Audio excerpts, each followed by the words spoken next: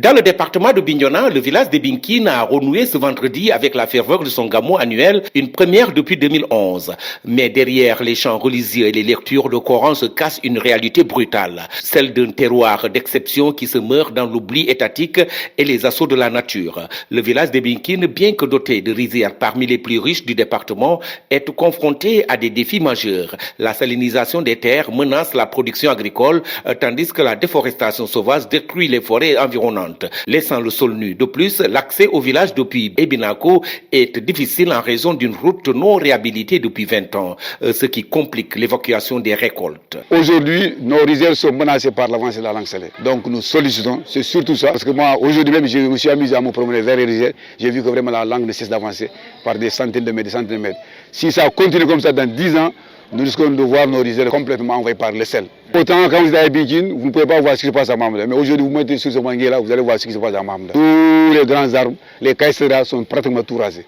Donc vraiment, il y a une coupe abusive. Et considère que la route est complètement chaotique parce qu'elle date de longtemps, elle a fait plus de 20 ans d'années, donc elle n'a pas été réhabilitée, je veux dire. Donc vraiment, elle nécessite d'être réhabilitée parce qu'elle passe par les Binkine jusqu'à Kabini et elle sort par Mamda.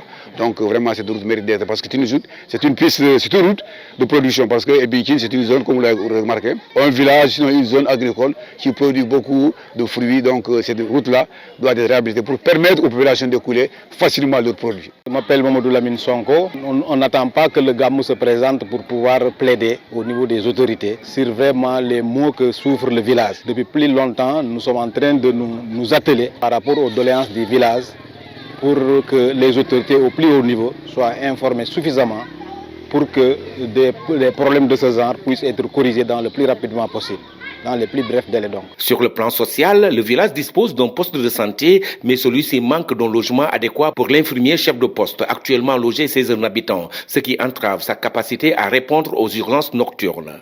En matière d'éducation, les enfants étudient le Coran et l'arabe dans des abris de fortune, une situation précaire qui ne garantit pas de bonnes conditions d'apprentissage. Les populations tentent de pallier ces manques par leurs propres moyens, mais les conditions restent très difficiles.